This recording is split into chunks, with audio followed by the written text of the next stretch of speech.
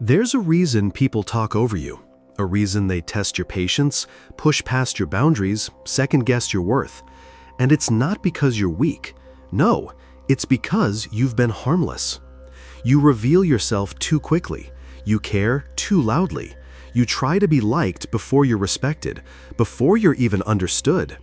But in the kind of world we live in now, a world that rewards strategy more than sincerity, being liked without being feared is like being invisible. Think about it. This world doesn't fear goodness, it fears uncertainty. You were probably taught to be good, to smile more, to open up, to be polite, warm, agreeable. You were trained to be someone that everyone felt safe around. But here's the cold truth. People don't respect the obviously good. They use them. They see goodness, predictability, and kindness, and they interpret it as control. Because what's visible can be measured, and what's predictable can be managed. That's what Machiavelli understood.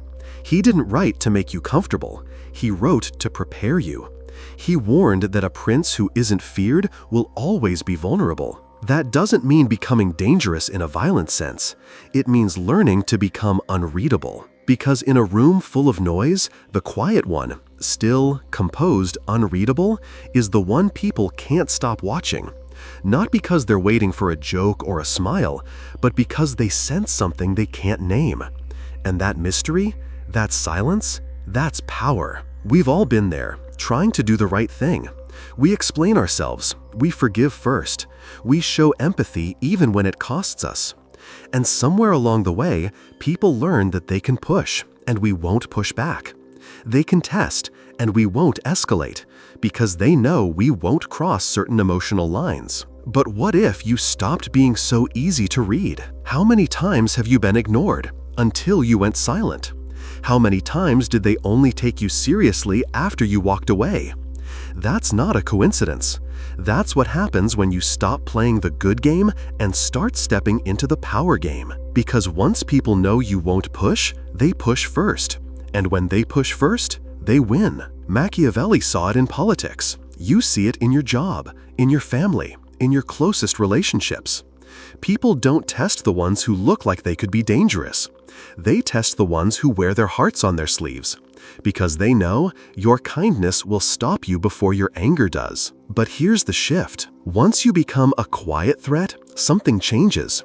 You don't need to raise your voice. You don't need to bark. Just the suggestion that you might bite is enough. Suddenly, people check their tone. They weigh their words. They approach with caution. Not fear, but respectful hesitation. Because the truth is, when you're not seen as a threat, you're just a tool. Let me ask you this.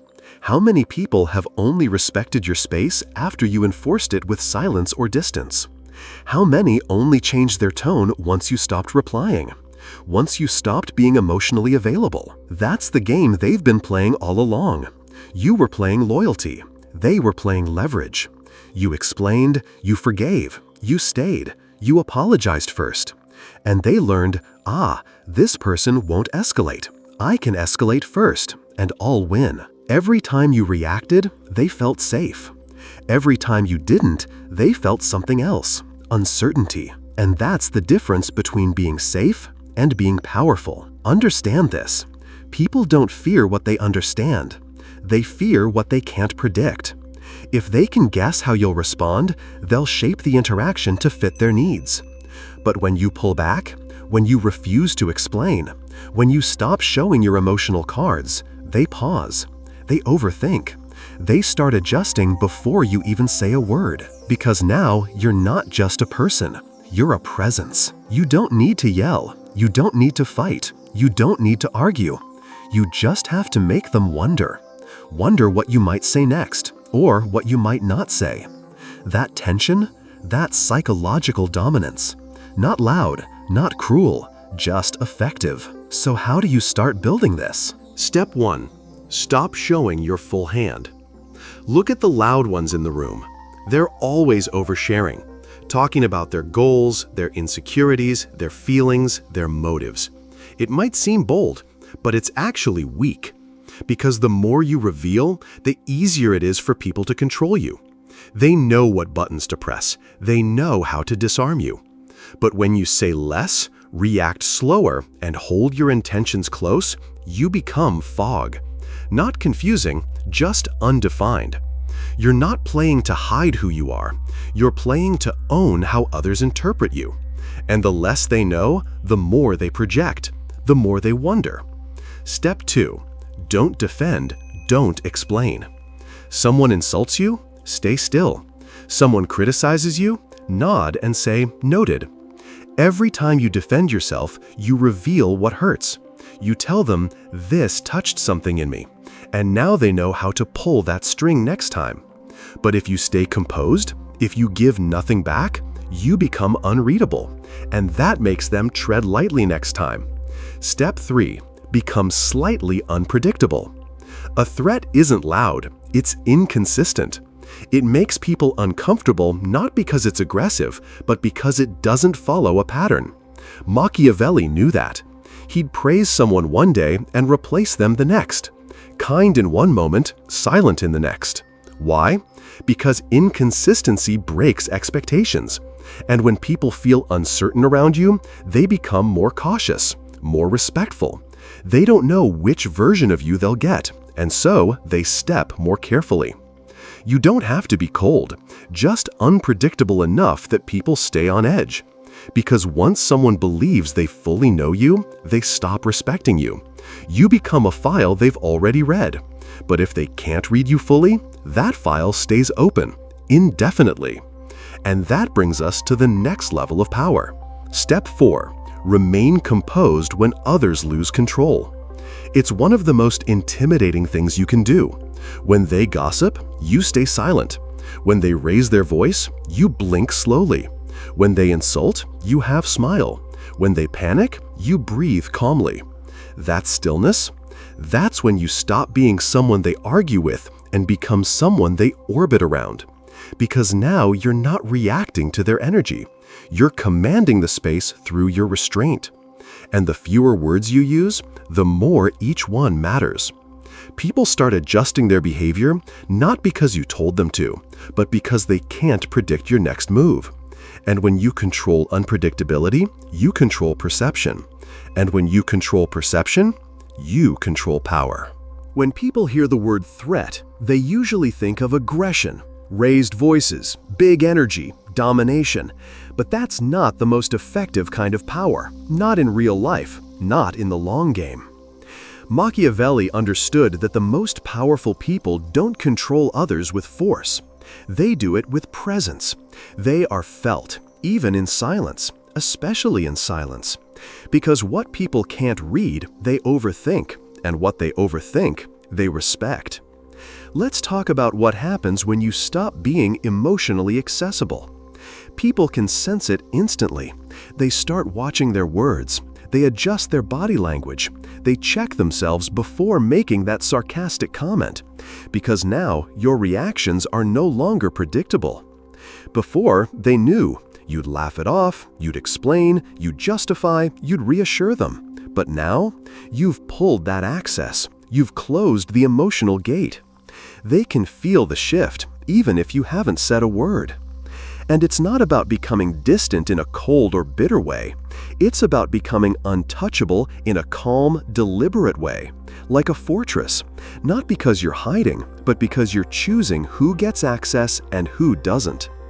It's the energy of, you don't get to see all of me anymore, not until I decide you've earned it. That is power. And the beauty of it? You don't need to do anything extreme to create this shift. Just change how you show up, change how you respond, change what you give away. Let's get tactical. Habit 1. Never be the first to react. It sounds simple, but it's powerful. When someone says something meant to provoke you, pause. Don't flinch. Don't jump in. Let their energy hit a wall of stillness. You'd be surprised how many people lose their power simply by reacting too quickly. They think they're being assertive, but they're actually revealing their emotional triggers. But if you can hold back, just a few seconds longer than expected, now they're off balance. Now they're wondering what you're thinking. Now you're the one they're trying to read. That pause isn't weakness, it's dominance. Habit 2. Speak slower, say less, leave earlier. It rewires how people perceive you. When you speak slowly, it signals calm. When you say less, it signals value. When you leave a little earlier, before the conversation ends naturally, it creates mystery. Everyone else is trying to be understood. You don't need to be. You're not trying to explain. You're not trying to convince. You're not trying to impress. You say what's needed, then you let the silence do the rest. That silence, by the way, it lingers long after you're gone. People start replaying what you said, wondering what you meant, wondering why you left. That's how you turn a moment into a memory. Habit 3. Withdraw to reinforce your presence. Don't always be available. Don't always reply instantly. Don't always be seen in every space, every meeting, every conversation. The dog is always there, loyal, eager, familiar. But the wolf appears, then disappears. When he's gone, people notice. They wonder where he went. They feel the absence. That's what you want. Let people feel your absence as much as your presence. That's how you train respect, through scarcity, through controlled distance. Habit 4. Stop over-explaining. You said no? Then that's it. You don't need to add 3 reasons and a personal backstory. You pulled back? Then stay pulled back. No justification, no emotional packaging, no second guessing. Explaining is a trap. It feels like you're being honest, but you're actually giving people more tools to manipulate you. When you start defending your choices, your silence, your boundaries, you shift from being a presence to being someone who can be debated. But a threat doesn't explain itself. A threat exists. It's the energy of, I don't need you to understand. I just need you to know I'm no longer playing the same game. And once you carry that energy, people don't challenge it. They adjust to it. Habit 5. Maintain emotional neutrality. This is the hardest one and the most important. Most people are constantly trying to get a read on you. They'll joke about your silence, they'll poke, flirt, guilt trip, anything to see if they can break your cool. Because once they can predict your emotional patterns, they feel safe, they feel in control. Don't let them. Keep that steady tone, that grounded presence. Observe more than you speak. Smile, but don't explain the smile. Watch, but don't confirm what you see. Let people sit in the unknown. Let them try to figure you out. Let them talk more than they should, while you say just enough to be felt, never enough to be solved. And over time, something incredible happens. They stop seeing you as a person to test and start seeing you as someone to respect. Because the people who can't be read are the ones everyone talks about. Think about it. In every group, there's that one person who says almost nothing, but everyone wonders what they're thinking. Everyone adjusts around them. Everyone replays their comments long after the conversation ends. That's what you're becoming. The one who doesn't need to bark to be felt. You don't chase, you don't beg, you don't rush to explain. You calculate. You observe. And when you speak, it's deliberate. You let people feel your presence through your restraint. You don't need to be loud to dominate a room, because real power doesn't shout. It whispers. It watches. It waits. And when it finally moves, no one is ready. That's the kind of presence you build over time, through habits, through stillness, through the art of saying less and letting the room fill in the blanks. Let's talk about legacy. What people remember when you're no longer in the room. Loud people, they're remembered in the moment. They fill the space with noise, with laughter, with ego, with charm. But once they leave, it's quiet, and people move on. But quiet people, truly quiet people, they linger in the air like tension. Their presence echoes even in their absence. Why? Because they didn't give closure. They didn't give explanation. They didn't give the full version of themselves. They gave fragments, glimpses, just enough to stir curiosity, and that's what lingers. People remember the energy they couldn't name, the silence they couldn't crack, the unfinished sentence, the slight smile that didn't match the conversation, the sudden disappearance. Because when people can't finish the story, they keep reading it in their minds, over and over. That's what creates psychological weight, and that is what Machiavelli mastered. Not brute power, not chaos, but presence that haunts memory. He didn't want to rule the room. He wanted to live in people's heads after he left it. So how do you become that person? Strategy 1. Don't give them what they expect. Most people show up predictably. They're overly kind, overly agreeable, overly expressive. They try to be liked too fast. They try to earn comfort by being emotionally open. You move differently. You enter quietly, speak less, offer nothing unless it's earned. You listen with stillness. You stay calm when energy rises. You respond without urgency. You create a contrast so strong that people start mirroring you. They slow down. They soften their tone. They choose their words more carefully. Because your energy demands recalibration. And now, you've already shifted the dynamic without saying a thing. Strategy 2. Let them project, then withhold. People will try to label you. You're intense. You're mysterious. You're distant. Let them. Because once someone starts guessing, they start obsessing. Their mind builds a version of you based on the little you gave. And because they don't have the full picture, they become addicted to imagining it. Don't interrupt that process. Don't clarify. Let their imagination do the work. Their guesses become their fascination. Their confusion becomes your influence. The less they understand, the more they return. Not to know you, but to try. Strategy 3. Leave them mid-sentence.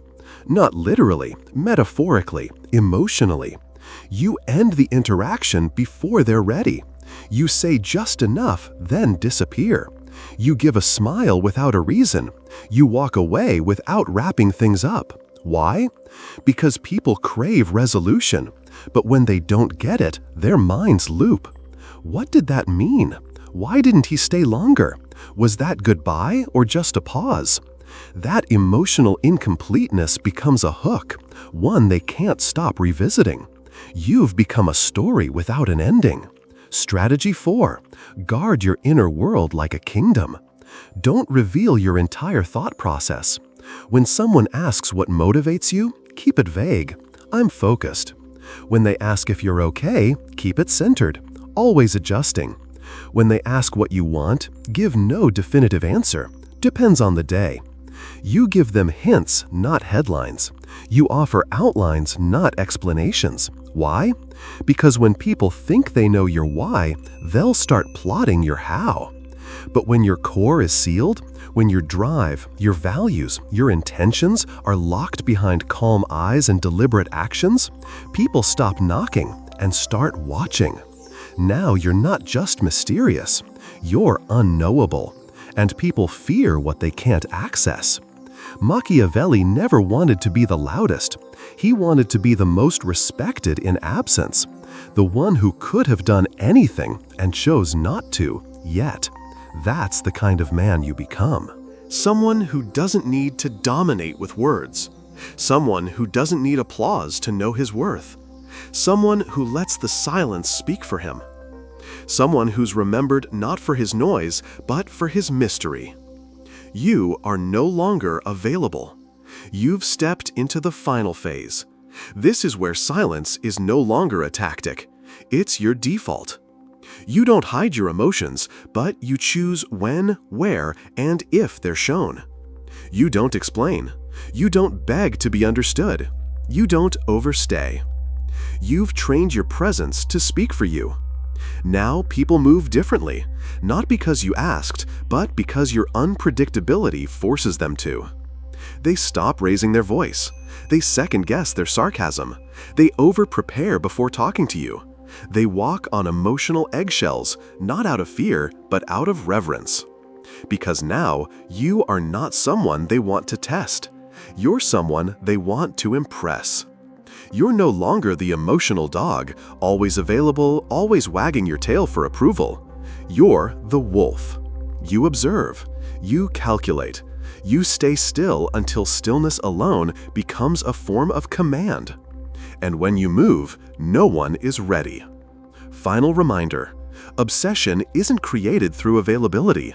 It's created through distance. People don't become addicted to what they understand. They become addicted to what felt close but never fully belonged to them. You give them a look that stays with them, a calmness that rattles them, a word that slices deeper than a paragraph. And then you vanish. And that absence becomes a loop in their mind they can't close. That's how you shift from being a person to becoming a presence. Because real power, it's not in what you say. It's in what they feel when you say nothing. And when you finally speak, it's not noise. It's a signal, and no one dares to miss it.